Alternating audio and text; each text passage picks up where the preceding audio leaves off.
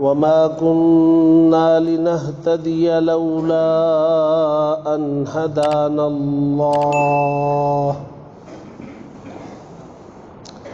وأكمل لنا ديننا وأتم علينا نعمته ورضي لنا الإسلام دينا فلا نعبد ولا نستعين إلا إياه وصلى الله على النبي الكريم وآله وأصحابه أجمعين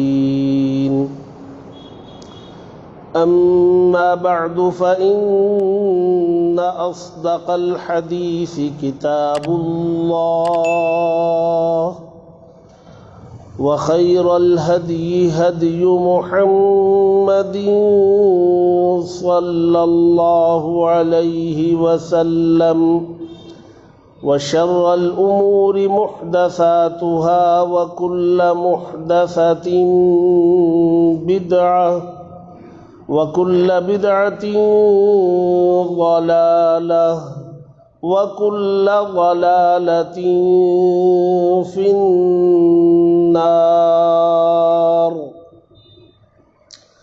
وقال الله تبارك وتعالى في كلامه المجيد: أعوذ بالله من الشيطان الرجيم بسم الله الرحمن الرحيم وَلَنُذِيقَنَّهُم مِّنَ الْعَذَابِ الْأَدْنَىٰ دُونَ الْعَذَابِ الْأَكْبَرِ لَعَلَّهُمْ يَرْجِعُونَ. قال النبي صلى الله عليه وسلم: اللهم هذا الجهد وعليك التكلان، أو كما قال عليه الصلاة والسلام. صدق الله العلي العظيم وصدق رسوله النبي الكريم، ونحن على ذلك من الشاهدين والشاكرين، والحمد لله رب العالمین. بزرگان محترم، عزیزان گرامی، اللہ تبارک و تعالی نے انسانوں کو پیدا فرمایا، ان کی رہبری کے لیے نظام قائم فرمایا، انبیاء کے سلسلے کو جاری فرمایا، کتابیں نازل فرمائیں، انبیاء کا سلسلہ ختم ہوا تو نائبین انبیاء کو قیامت تک رکھنے کا فیصلہ فرمایا، آخری نبی پر ایسی کتاب نازل فرمائی جو قیامت کے قائم ہونے تک نازل شدہ حال میں باقی رہے گی، اس میں کسی قسم کی کوئی تبدیلی، ترمیم، حذف، اضافہ کیا نہیں جا سکتا، کمی بیشی کی نہیں جا سکتی. اس کتاب کو پڑھنے والے، سمجھانے والوں کو قیامت تک رکھنے کا فیصلہ فرمایا، اور اسی کتاب کو دنیا کے اندر ہدایت کا ذریعہ بنایا. یہ سارا نظام اللہ تبارک و تعالی نے کیا ہے، اور یہ نظام دنیا میں پوری مضبوطی کے ساتھ قائم بھی ہے. قرآن وہ موجود ہے، اللہ کے وعدے کے مطابق اس میں کوئی تبدیلی نہیں ہوئی، نہ ہو سکتی ہے. اللہ تبارک و تعالی نے اسی کلام پاک کی ایک آیت میں وعدہ فرمایا کہ اس کو نازل بھی ہم ہی نے کیا، حفاظت بھی ہم ہی کریں گے. انا نحن نزلنا الذکر وانا له لحافظون. تو اللہ نے نازل کیا ہے، حفاظت بھی اللہ فرما رہے ہیں، اس میں کوئی کمی بیشی نہیں ہے، نہ ہوگی قیامت تک، یہ اپنے حال پر باقی ہے. اس کو سمجھنے والے بھی دنیا میں موجود ہیں، سمجھانے والے بھی موجود ہیں۔ اللہ کے نبی صلی اللہ علیہ وسلم نے اس کلام کو سمجھانے کے لیے جو باتیں ارشاد فرمائیں، جن کو ہم احادیث مبارکہ کہتے ہیں، وہ بھی محفوظ ہے، اور ان احادیث کے سمجھنے والے سمجھانے والے دنیا میں موجود ہیں۔ اللہ تبارک و تعالی کا قائم کیا گیا نظام دنیا میں جوں کا توں باقی ہے۔ اس نظام کو قبول کرنے اور اس پر عمل کرنے کا کام جن کے ذمہ تھا، ان میں بڑی کمزوری آ گئی۔ نظام قائم ہے، اس نظام پر عمل کرنے والوں کے اندر کمی آ گئی۔ یہ نظام پر عمل کرنا اولاً تمام انسانوں کے لیے، پوری انسانیت کے لیے اولاً اس نظام کو قبول کرنا، اس پر عمل کرنے کی ذمہ داری رکھی گئی۔ لیکن جن لوگوں نے اس نظام کو قبول کر لیا کہ ہاں یہ اللہ کی کتاب ہے، جن پر نازل کی گئی، وہ اللہ کے پیغمبر ہیں، اور اللہ ایک ہے، اللہ سچا، اس کی کتاب سچی، اس کے نبی سچے، اس نظام کے قبول کرنے والوں کی ذمہ داری بہت بڑھ گئی کہ نہ صرف یہ کہ اس نظام پر عمل کرتے، بلکہ اس نظام کو دنیا کے چپے چپے تک پہنچانے کا کام کرتے، ہر فرد تک اس نظام کے پہنچانے کا نظام کرتے، اس نظام کی حفاظت کا فریضہ اس نظام کو عملاً قبول کر کے کرتے۔ بہت بڑی ذمہ داری اللہ تبارک و تعالی نے رکھی، چونکہ آخری نبی وہ دنیا سے پردہ فرما گئے، تو اب کوئی نبی تو نئے نبی قیامت تک آنے والے نہیں ہیں، لہذا ہمارے نبی کی تعلیمات کو ان لوگ پہلے تو خود عمل کرنا، اپنی ذات پر اس کو نافذ کرنا۔ اللہ تبارک و تعالی کا حکم ہے، یا ایھا الذین آمنوا، اے ایمان والو، ادخلوا فی السلم کافۃ، ایمان والو پہلے اسلام میں پورے کے پورے داخل ہو جاؤ۔ ہمیں حکم ہے کہ اسلام کو اولاً اپنی ذات پر نافذ کریں، میری ذات پر اسلام نافذ ہو۔ جب میں اپنی ذات پر اسلام کو نافذ کر لوں گا تو اپنے ماتحتوں کو، اپنے رشتہ داروں کو، اعزاء کو، اقارب کو، ان کو اس پر آمادہ کروں کہ یہ اسلام نافذ کریں، پھر اپنے ہو جائے تو پھر غیروں تک اس نظام کو لے کر کے چلنے کی ذمہ داری وہ اللہ تبارک و تعالی نے ہمارے اوپر رکھی۔ کنتم خیر امۃ اخرجت للناس کا یہی معنی ہے، کنتم خیر امۃ، جہاں مومن کے لیے ذمہ داری رکھی کہ وہ اپنے مومن بھائی کو اعمال پر لائیں، وہاں آیت دوسری ہے، والمؤمنون والمؤمنات بعضهم اولیاء بعض، یہ آیت ایک مومن کو دوسرے مومن کے لیے اعمال پر تیار کرنے کے لیے یہ آیت نازل کی گئی۔ یأمرون بالمعروف وینہون عن المنکر، لیکن کنتم خیر امت کی جو آیت نازل ہوئی وہ پوری امت مسلمہ کے ایک ایک فرد، مرد و عورت کے لیے نازل ہوئی کہ تم پوری امت خیر امت ہو، تمہارا کام ہے کہ امت کے علاوہ جو دوسری قومیں ہیں ان تک یہ نظام پہنچاؤ۔ اپنوں میں پہنچانے کے لیے والمؤمنون والمؤمنات بعضهم اولیاء بعض یأمرون بالمعروف وینہون عن المنکر ویقیمون الصلاة ویؤتون الزکاة، یہ آیت ہے اپنوں تک اعمال کو زندہ کرنے کی ترغیب دلانے کے لیے یہ آیت۔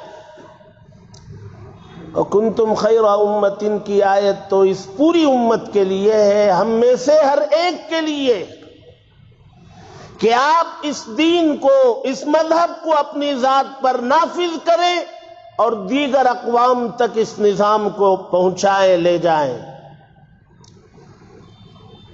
ہم پہلے مرحلے میں ناکام، دین کو اپنی ذات پر نافذ کرنے میں ناکام۔ قرآن مجید کے نزول کا پہلا مقصد تلاوت، دوسرا مقصد اس کو سمجھنا ہے، تیسرا مقصد اس پر عمل کرنا ہے۔ یہ تین مقاصد کے لیے قرآن مجید نازل ہوا۔ ہم پہلے مقصد میں ناکام، پہلا مقصد تلاوت میں ہم ناکام۔ اور مذہب اسلام، اس کی ذمہ داریوں میں پہلی ذمہ داری اس کے ماننے والوں کے لیے اسلام کو اپنی ذات پر نافذ کرنا، اس پہلی ذمہ داری میں ناکام۔ قرآن مجید کے نزول کے مقاصد میں پہلے مقصد میں ہم ناکام ہیں۔ تلاوت کے لیے وہ کتاب نازل کی گئی اور اس کتاب کو ہم رکھنے کے لیے استعمال کرتے ہیں، برکت کے لیے استعمال کرتے ہیں، قسم کھانے کے لیے استعمال کرتے ہیں، ایصال ثواب کے لیے کرائے پر کچھ لوگوں کو بلا کر پڑھانے کے لیے استعمال کرتے۔ وہ تو ہر ایک کے پڑھنے کے لیے نازل کی گئی ہے۔ اس کا نام قرآن ہے اور قرآن کے معنی پڑھی جانے والی کتاب۔ دنیا میں کسی کتاب کا نام قرآن نہیں ہے، اور دنیا کے اندر کوئی کتاب پڑھی جاتی ہے تو ایک مرتبہ بہت زیادہ اس میں دلچسپی کا سامان ہے تو 2 مرتبہ پڑھ لی جائے گی، لیکن یہ کلام اس کو کبھی ختم نہیں، یہ ایک دور مکمل ہوا، دوسرا دور شروع ہونا ہے۔ میں ابھی 8-10 دن پہلے ایک مدرسے کے جلسے میں گیا تھا، وہاں 8-9 بچے حافظ ہو رہے تھے۔ انہوں نے اپنا آخری سبق لوگوں کے بیچ میں آخری سبق سنایا۔ یہ تقریب ہمارے یہاں بھی ہوتی ہے۔ وہ آخری سبق ان کا کبھی 29ویں پارے کا آخری رکوع ہوتا ہے، کبھی 28ویں پارے کا آخری رکوع ہوتا ہے، کبھی پہلے پارے کا آخری رکوع ہوتا ہے۔ وہ ترتیب الگ الگ ہوتی ہے۔ وہ آخری سبق سنا کر جیسے ہی وہ آخری آیت سنائیں گے وہ قرآن کے حافظ ہو جائیں گے، وہ حافظ کہلائیں گے، لیکن وہ آخری آیت پڑھ کر خاموش نہیں ہو جاتے۔ وہ آخری آیت پڑھنے کے بعد وہ سورہ فاتحہ پڑھتے اور سورہ بقرہ پڑھتے اور بقرہ کا ایک رکوع پڑھ کر رکتے ہیں۔ بھئی آخری سبق تو ہو گیا اور سورہ فاتحہ اور بقرہ اس کے پڑھنے کی کیا ضرورت تھی؟ میں وہاں لوگوں کو سمجھایا اس جلسے میں کہ یہ سورہ فاتحہ اور بقرہ اس لیے پڑھی جاتی ہے کہ وہاں قرآن مکمل ہونے کے بعد یہ کتاب اٹھا کر کے رکھ دینے والی کتاب نہیں، ختم ہوئی دوسرا دور شروع کر دو فوراً۔ قرآن پڑھ کر کے مکمل کیا، بند کر کے نہ رکھو، دوسرا دور شروع کر دو، اور شروع کرنے علامت کے طور پر سورہ فاتحہ اور سورہ بقرہ کا ایک رکوع پڑھ دو۔ مطلب یہ ہے کہ ہم نے دوسرا دور پڑھنے کا شروع کر دیا، اب اس کے بعد جب موقع ملے گا وہ دوسرے رکوع سے پڑھنا شروع کریں۔ یہ کتاب پڑھنے کے لیے نازل کی گئی نا، اولاً اس کے نزول کا پہلا مقصد تلاوت، اور نزول کے پہلے مقصد میں یہ استعمال نہیں ہو رہی ہے،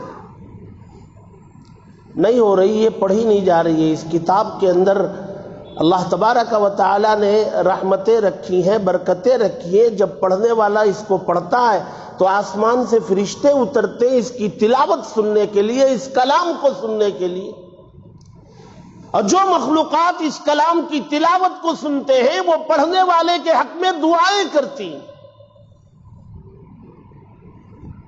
جب اس کلام کو پڑھنے کے لیے طلبہ پڑھنے کے لیے جاتے ہیں، اللہ کے نبی صلی اللہ علیہ وسلم نے فرمایا کہ فرشتے اپنے پروں کو اس کے تلووں کے نیچے بچھاتے ہیں کہ یہ اللہ کی کتاب پڑھنے کے لیے جا رہا ہے۔ حدیث، اس کتاب کے پڑھنے اور پڑھانے والوں کے لیے ہر مخلوق دعا کرتی، سمندر کی تہوں میں مچھلیاں، آسمانوں کے اوپر رہنے والی مخلوقات، ہر مخلوق اس کے لیے دعا کرتی. اور نزول کے مقصد میں یہ کتاب استعمال نہیں ہو رہی ہے. اسی طریقے سے یہ مذہب، یہ دین، اس کی ذمہ داریوں میں نفاذ ہے. نفاذ کے معنی جاری کرنا، اسلام کو اپنے اوپر طاری کرنا، جاری کرنا، اس کے ایک ایک حکم پر عمل کرنا. یہ ہماری ذمہ داریوں میں سے پہلی ذمہ داری ہے. جب ہم عمل کریں گے، ادخلوا فی السلم کافۃ میں جب ہم آ جائیں گے تو کنتم خیر امۃ والی آیت ہے. ہم پہلے مقصد میں ناکام. ظاہر سی بات ہے، اللہ تبارک و تعالی نے جو نظام قائم کیا تھا وہ نظام اپنی جگہ میں باقی ہے. جن کے ہاتھوں میں وہ نظام دیا تھا، جن مقاصد کے لیے دیا تھا، ان مقاصد میں اس نظام کے استعمال کرنے میں لوگ ناکام ہو گئے. اللہ تبارک و تعالی کی طرف سے آزمائشیں شروع ہو گئی.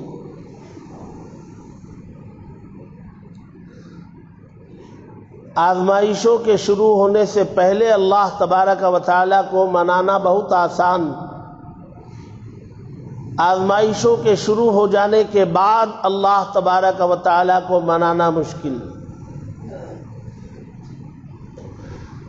قرآن مجید میں ایک سورت ہے سورہ سجدہ، اس میں سجدے کی آیت ہے. اللہ کے نبی صلی اللہ علیہ وسلم ہر جمعہ فجر کی نماز میں وہ سورت پڑھا کرتے تھے. سورہ سجدہ پہلی آیت میں پوری ایک سورت پڑھتے تھے پہلی رکعت میں، اور دوسری رکعت میں سورہ دہر پڑھتے تھے. اور سنت یہی ہے 2 سورتیں پڑھی جائیں، سورہ سجدہ پہلی رکعت میں اور سورہ دہر دوسری رکعت میں پڑھی جائے تو شاید ہمیں 20 منٹ نماز میں کھڑے ہونا پڑے گا. اور ہمارے یہاں لوگ اس کے لیے تیار، عام طور سے 20 منٹ 2 رکعت کون کھڑا ہوگا. اس لیے بہت ساری جگہوں میں کیا کرتے ہیں، پہلی رکعت میں سورہ سجدہ، دوسری رکعت میں سورہ اعلیٰ یا اور کوئی چھوٹی سورت پڑھتے. کہیں ایسا کرتے دونوں رکعت میں سورہ سجدہ تقسیم کر لیتے، پہلی رکعت میں 2 رکوع، دوسری رکعت میں 1 رکوع. ہماری اس مسجد میں زمانے سے فجر کی نماز میں سورہ سجدہ پڑھی جاتی، زمانے سے پڑھی جاتی ہے. اللہ کے نبی کی اس سنت پر عمل فجر کی نماز میں کیا جاتا ہے، اگرچہ کہ وہ ادھورا ہے. ہمیں 20 منٹ کھڑے ہونا چاہیے. دوسری رکعت میں سورہ دہر پورا پڑھنا چاہیے، لیکن سورہ دہر تو یہاں پڑھی نہیں جاتی. اس لیے نہیں پڑھی جاتی کہ پہلے ہی جماعت کم ہے فجر میں، اور 20 منٹ کریں گے تو پتہ نہیں اور کم ہو جائے گی.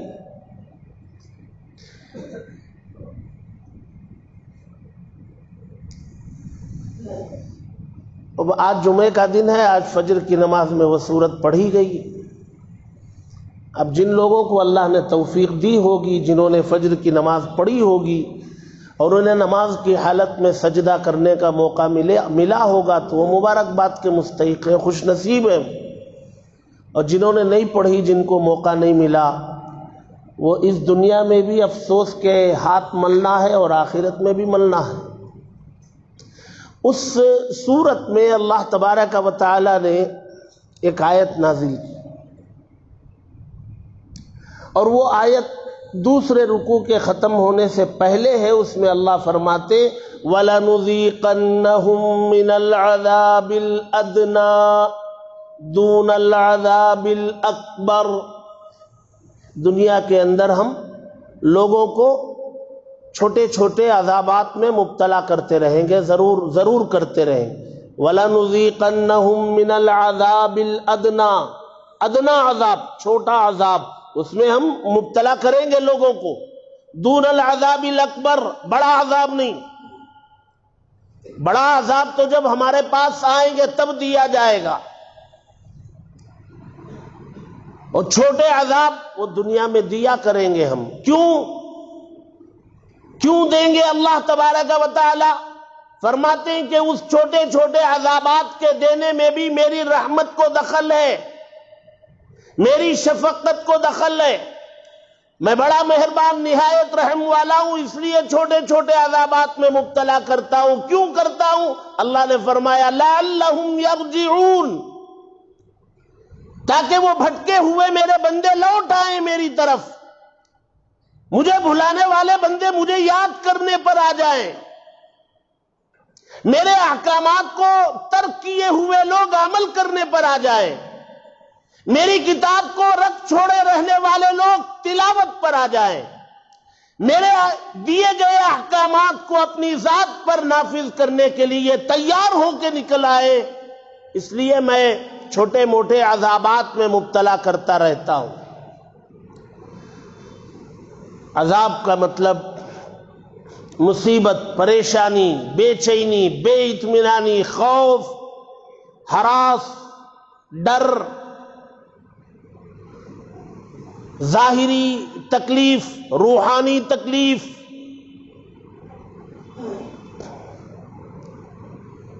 یہ اللہ تبارک و تعالیٰ کا نظام ہے، اور قرآن میں اللہ تبارک و تعالیٰ نے اس کو ذکر کیا ہے۔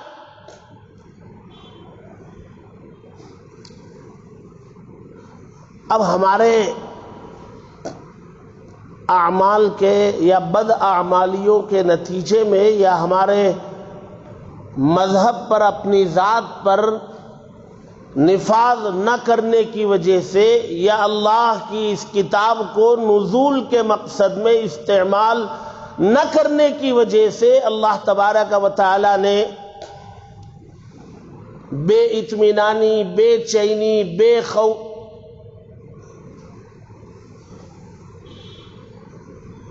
اطمینانی، ڈر، خوف، پریشانی، سکون کا نہ ملنا، یہ اللہ تبارک و تعالی نے کیفیت پیدا کر دی، اور یہ دن بدن بڑھ رہی ہے۔ یہ بے اطمینانی کی کیفیت دن بدن بڑھتی جا رہی ہے۔ ان لوگوں کو جن کا دل زندہ ہے، جن کا دل حساس، بہت سارے وہ انسان ہیں جن کا دل مردہ ہوتا ہے، اور یہ بھی قرآن مجید میں اللہ نے ذکر کیا۔ قرآن مجید کا 8واں پارہ، رکوع نمبر 2، پہلی آیت اب جا کر کے دیکھیں، اللہ فرماتے اومن کان میتا فاحییناہ وجعلنا لہ نورا یمشی، اسلام لانے سے پہلے مردہ تھا، ہم نے اس کو زندگی دی، ایمان کا نور دیا۔ ایمان لانے سے پہلے وہ چلنے پھرنے والا انسان تھا، اللہ نے کہا ہے تو انسان بظاہر زندہ نظر آ رہا ہے لیکن مردہ ہے۔ ایمان ملنے کے بعد جو اس پر عمل نہیں کر رہا ہے، اس کے تقاضے کو پورا نہیں کر رہا ہے، وہ بظاہر زندہ ہے مردہ۔ وہ دنیا کے نقشے پر کچھ بھی ہوتا رہے، وہ پاس پڑوس میں کچھ بھی ہوتا رہے، وہ چونکہ اس کا ضمیر مردہ ہے، اس لیے اسے احساس نہیں ہوتا۔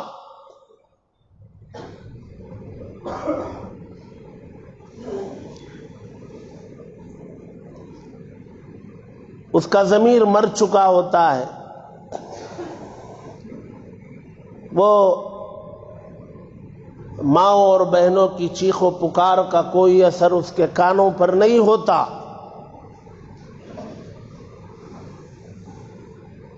پیٹنے کے مناظر وہ دیکھ کر کے ہضم کر جاتا ہے، اس کی آنکھوں کی نیند غائب نہیں ہوتی، اس کا حلق کھانا قبول کرنے سے انکار نہیں کرتا، ضمیر مردہ ہو چکا ہوتا ہے۔ بہت بڑی تعداد میں مسلمانوں کے، بہت بڑی تعداد ضمیر مردے کی طرح ہے، بے حس، اس کو لاکھ جھنجھوڑو وہ بے حس ہے، مردے کی طرح ہے، زندگی کے آثار نہیں ہے۔ ملک کے نقشے میں کیا چل رہا ہے، دنیا کے نقشے میں کیا چل رہا ہے، اس کا مستقبل کیا لکھا ہوا ہے، وہ پڑھنے کے لیے تیار نہیں، اور کوئی پڑھ کے سنائے تو سننے کے لیے تیار نہیں، اگر سن لے تو سمجھنے کے لیے تیار نہیں۔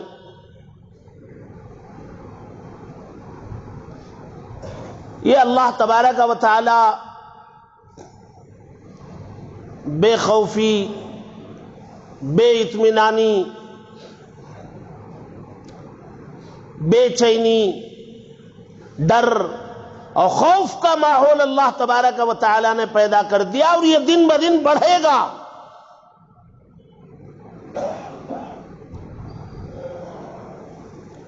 اور اللہ تبارک و تعالی بہت پہلے سے بیدار کرنے کی کوشش کر رہے ہیں، لیکن بڑا طبقہ بیدار ہونے کے لیے تیار نہیں۔ اب اتوار کے دن سے جو حالات اس ملک کی راجدھانی میں چلے ہیں، اس میں کھلا پیغام پورے ملک کو دے دیا گیا ہے۔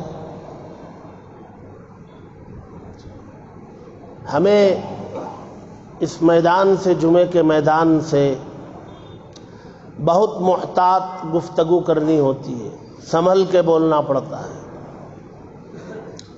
آپ حضرات کو ان ماؤں کی، ان بہنوں کی، ان بچوں اور بچیوں کی چیخو پکار سنائی نہیں دی؟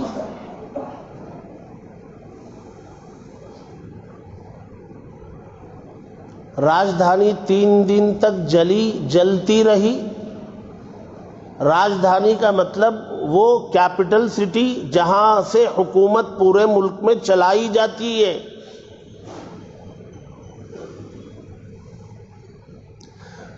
اس راجدھانی میں ظلم بربریت کا ننگا ناچ ناچا گیا، 3 دنوں تک ناچا جاتا رہا۔ اس پورے علاقے میں موجود سیاستدان، محکمہ پولیس یا مسلمان لیڈر کچھ نہیں کر پائے۔ جب ملک کی راجدھانی کی یہ صورتحال ہے تو آپ جس علاقے میں رہتے ہیں، کرناٹک، بنگلور، اس کی حیثیت کیا ہے؟ کیا آپ سمجھ رہے آپ کہ کوئی محمد بن قاسم آ جائے گا؟ آپ کے لیے کوئی سلطان صلاح الدین ایوبی آ جائے گا؟ کس کے انتظار میں ہے؟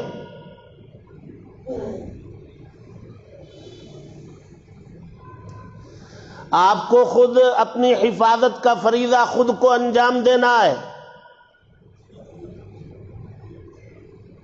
میں نے گزشتہ 2-3 جمعہ بتلایا تھا کہ یہ جان ہمارے پاس امانت ہے، اس جان کی حفاظت ہماری ذمہ داری ہے، اور ہندوستان کا قانون آپ کو حق دیتا ہے کہ آپ اپنی جان کی حفاظت کے لیے تدابیر اختیار کریں۔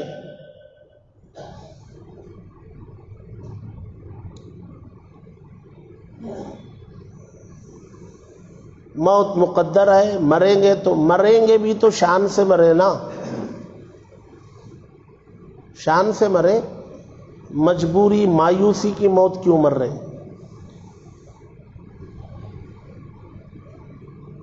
وہ تب بھی شہید ہے مرنے والا، لیکن شان سے مرے۔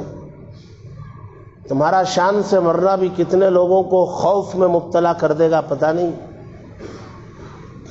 لیکن اس کے لیے محنت کی ضرورت ہے، اس کے لیے ایمان کو بنانے کی ضرورت ہے، اس کے لیے روح کو مضبوط کرنے کی ضرورت ہے، اس کے لیے اللہ تبارک و تعالی کے دربار میں پیشانی رگڑنے کی ضرورت ہے۔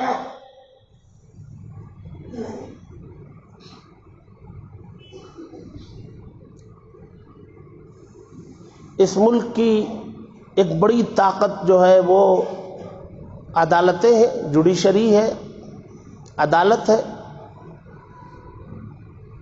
عوام کی طاقت سب سے بڑی طاقت ہے، پھر حکومت کی طاقت ہے، پھر عدالت کی طاقت ہے، پھر میڈیا کی طاقت ہے، یہ سب طاقتیں جمہوریت کی طاقتیں۔ بڑی طاقت عدالت کی ہے، اس عدالت نے انصاف کی آواز لگائی اور سچا منظرنامہ پیش کر دیا، آئینہ دکھایا کہ ہو کیا رہا ہے راجدھانی میں، پھٹکار لگائی ان لوگوں پر۔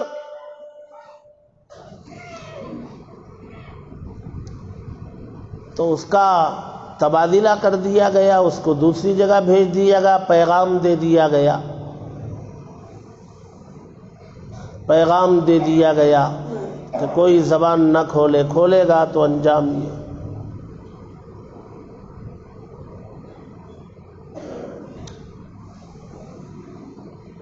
اللہ کے نبی صلی اللہ علیہ وسلم ایک لمبی حدیث میں، ایک بہت لمبی حدیث، اس میں فرماتے ہیں کہ جب کوئی پریشانی آئے کسی بھی قسم کی، انفرادی ایک آدمی کو پریشانی آئے، یا ایک گھر کو آئے، یا ایک خاندان کو آئے، یا ایک محلے کو آئے، یا ایک ضلع کو آئے، یا ایک صوبے کو آئے، یا ایک ملک کو آئے، کوئی بھی پریشانی آئے، جس لیول پہ آئے، اس لیول پہ لوگ، اللہ کے نبی فرماتے ہیں کہ کرنا کیا ہے؟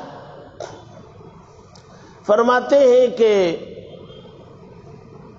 تدابیر اس کے لیے جو اختیار کرنا ہے، جو اسباب اختیار کرنا ہے وہ کریں، اور اس کرنے کے بعد اچھی طریقے سے وضو کریں، 2 رکعت صلاۃ الحاجہ نماز پڑھیں، عام نمازوں کی طرح نماز ہے، اس نماز کے بعد دعا کریں جس میں اولاً اللہ کی خوب تعریف، مصیبت میں دعا، نماز پڑھ کے دعا کر رہے ہیں، اس میں اللہ کی تعریف کی۔ ایک صاحب سے ملاقات ہوئی، انہوں نے ان حالات پر اللہ پر شکایتیں شروع کر دیں،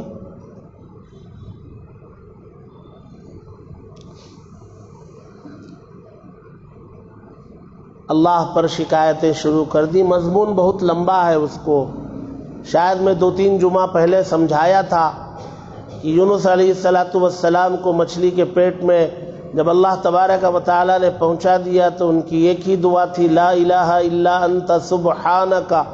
میں نے اس کو سمجھایا تھا کہ سبحانک کے معنی یہ ہے کہ حضرت یونس فرما رہے تھے کہ آپ کی ذات ہر عیب سے پاک ہے، آپ ظلم کر ہی نہیں سکتے، آپ نے مجھے مچھلی کے پیٹ میں پہنچایا ہے تو میں اسی کا مستحق تھا، آپ کا عمل عدل پر مبنی ہے، انی کنت من الظالمین، ظالم تو میں ہی تھا، آپ عادل ہے، آپ نے یہاں پہنچا کر کے بھی عدل کیا۔ یہ اس دعا کا مطلب ہے۔ مجھے بہت افسوس ہوا کہ اللہ کی ذات پر شکایت ہو رہی ہے، تو پھر میں ایک حدیث پڑھا، بہت طویل حدیث ہے، اس حدیث کی تشریح میں دیکھا تو مجھے ایک بہت اچھی بات ملی، اس وقت وہ میرے ذہن میں نہیں تھی، اس کے بعد میں نے اس حدیث کو تشریح کو پڑھا، شاندار بات ملی۔ اللہ کے نبی صلی اللہ علیہ وسلم نے فرمایا کہ بھئی اسباب اختیار کرو، مثلاً ایک آدمی کو جو ہے کام کی تلاش ہے، وہ ایک دفتر میں گیا، انٹرویو دیا اور اپنا جو بھی بایو ڈاٹا تھا وہ دیا، اور پتہ چلا کہ فلاں صاحب کے بولنے سے کام بن سکتا ہے، تو وہاں پہنچ کر کے ان سے گزارش کیا، میں نے درخواست دی ہے، آپ سفارش کر دیں، میرا کام بن جائے گا۔ یہ سب جو ہے اسباب تدابیر، اللہ کے نبی فرماتے یہ سارے کام کرنے کے بعد یہاں تک کام میں بھی کرتا ہوں، یہاں تک کام غیر بھی کرتا ہے، جس کے پاس ایمان نہیں ہے وہ بھی اتنا کام کرتا ہے، اگر میں بھی اتنا کام کر کے رک جاؤں تو میرے میں اس غیر میں کوئی فرق نہیں، ہم دونوں برابر ہیں، اور مسلمان برابر نہیں، یہ اونچا ہوتا ہے، مسلمان کا کام اس کے بعد شروع ہوتا ہے۔ اسباب اختیار کر لیا، اللہ کے نبی فرماتے اب آؤ وضو کرو، 2 رکعت نماز پڑھو، ہاتھ اٹھا کے اللہ سے دعا کرو، دعا شروع کرو تو پہلے اللہ کی تعریف کرو۔ وہاں لکھا ہے کہ اللہ کی تعریف کیوں کرے؟ دلی راجدھانی جل رہی ہے جی، 20 لوگوں کو شہید کیا گیا، ظلم کی انتہا کر دی گئی، سارے مکانات تباہ کر دیے گئے۔ وہ جن کے مکانات جلے ہیں وہ گھر والے NPR میں کیا ڈاکومنٹ پیش کریں گے؟ NRC میں کیا ڈاکومنٹ پیش کریں گے؟ وہ ایک خاتون رو رہی ہے کہ اس کی بچی کے سالانہ امتحانات چل رہے تھے، کتابیں، اس کی بیگ، اس کا ID کارڈ، اس کا آدھار کارڈ، اسکول کا سارا ریکارڈ سب جل گیا۔ اب میری بچی کیا امتحان لکھے گی اور ہم اب ڈاکومنٹ کہاں سے بنائیں گے؟ بنے گا کیسے؟ دکھائیں گے کیسے؟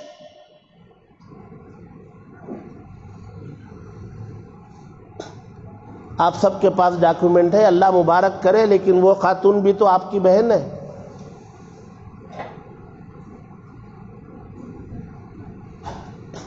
اس کے لیے 10 منٹ آپ کے پاس نہیں ہے، اس بہن کے لیے؟ اور اس 10 منٹ میں کیا کرنا ہے؟ کچھ نہیں، مسجد میں آ کے 2 رکعت نماز پڑھ کے اللہ سے دعا کرنا، یہی کرنا ہے۔ اے اللہ، میں نے اس بہن کی چیخ و پکار سنی، میرے سے کچھ نہیں ہو سکتا، میں بہت دور ہوں، یہی کر سکتا ہوں کہ اس کے حق میں دعا کر سکتا ہوں، آپ مدد فرمائیے وہاں۔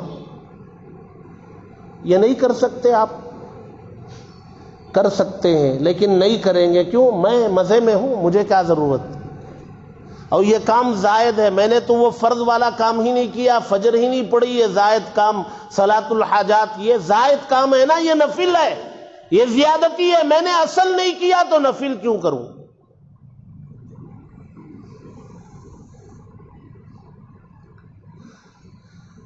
جی، تو اللہ کی تعریف کیوں کی جائے؟ لکھا ہے اس میں کہ مصیبت جو ہے، مصیبت کو دیکھو اور اللہ کے انعامات کو دیکھو۔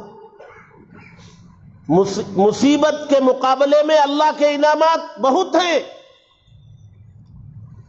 بہت انعامات ہیں۔ اللہ نے تمہیں مسلمان بنا کے پیدا کیا، آخری نبی کی امت میں پیدا کیا، نماز کا پابند بنایا، نیک بنایا، اچھے لوگوں کی صحبت دی، تمہاری جان کی حفاظت کر لی، تمہارے بچوں کی جان کی حفاظت کر لی، اس میں جان بھی ختم ہو سکتی تھی۔ انعامات زیادہ ہیں، مصیبت کم ہے، تو مصیبت میں مدد مانگنے سے پہلے یہ جو زیادہ انعامات ہیں اس پر اللہ کا شکر ادا کرو۔ پیٹ میں درد ہے، ناقابل برداشت تکلیف ہے، یقیناً یہ پیٹ میں درد ایک تکلیف ہے، لیکن آنکھ کی روشنی تو اچھی ہے، کان میں سننے کی طاقت تو اچھی ہے، پیروں میں چلنے کی طاقت تو ٹھیک ہے، زبان میں بولنے کی طاقت تو ٹھیک ہے، تو اللہ تبارک و تعالیٰ سے ان سارے اعضاء کی درستگی پر تعریف تو کروں، تب بعد میں اللہ سے کہوں گا کہ پیٹ میں درد ہے، اس کو بھی آپ ٹھیک کر دیں۔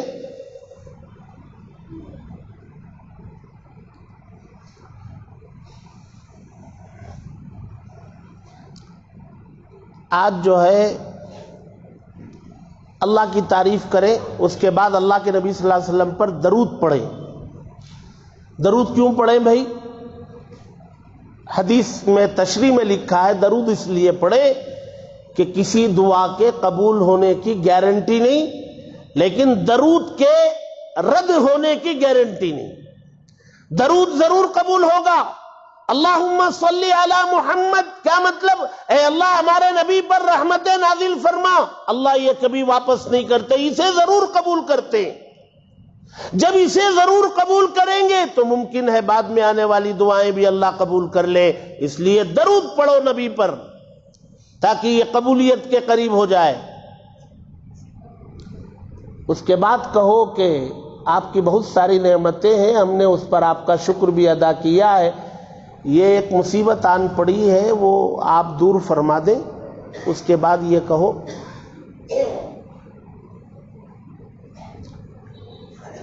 اللہ کی ذات پر شکایت کرنے والوں کے لیے یہ مجھے جواب بہت اچھا لگا، وہ حدیث کی تشریح میں لکھا ہوا بہت اچھا لگا کہ بھئی ایک ہی مصیبت پر اللہ کی شکایت کرنے لگے ہو، ہزاروں نعمتیں تو تمہیں مل رہی ہیں، تمہاری صحت ٹھیک ہے، تمہارا کھانا ہضم ہو رہا ہے، تمہارا پیشاب نکل رہا ہے، تمہاری گندگی نکل رہی ہے، پیشاب رک جائے گا تو کیا کرو گے؟ کھانا ہضم نہیں ہوگا تو کیا کرو گے؟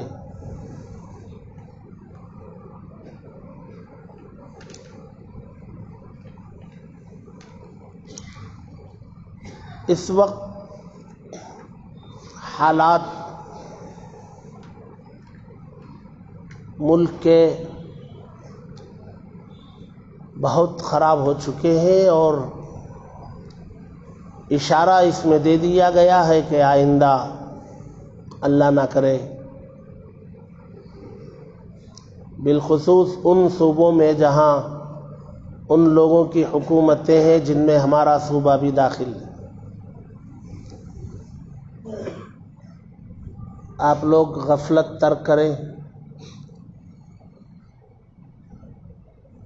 میں بہت افسوس کے ساتھ ایک بات بتاؤں، 1.5 یا 2 مہینہ ہو گیا میں نے جمعے میں یہ بات کہی تھی کہ اگر آپ سب لوگ کچھ کرنا چاہتے ہیں، اس سلسلے میں کچھ فکر ہے آپ لوگوں کی، تو آپ حضرات کمیٹی سے ملاقات کریں، مشورہ کریں، آپ حضرات کچھ طے کر کے مجھے حکم دیں گے کہ یوں کرنا ہے تو میں اس سلسلے میں کوشش کروں گا، یہ میں نے کہا تھا۔ پھر اس کے بعد 1-2 جمعہ کے بعد کھل کے کہہ دیا تھا کہ اگر آپ حضرات چاہیں گے آیت کریمہ کا ختم، میں فلان جگہ گیا تھا، فلان جگہ دعا میں گیا تھا، فلان جگہ گیا تھا، آپ حضرات چاہتے ہیں آیت کریمہ کا ختم ہو، دعا کا اہتمام ہو، تو آپ حضرات کمیٹی سے ملیں، بات کریں، کمیٹی مجھ سے بات کرے گی تو نظام اس کا کیا جا سکتا ہے۔ لیکن ایک آدمی بھی کمیٹی سے مل کے بات نہیں کیا ہے۔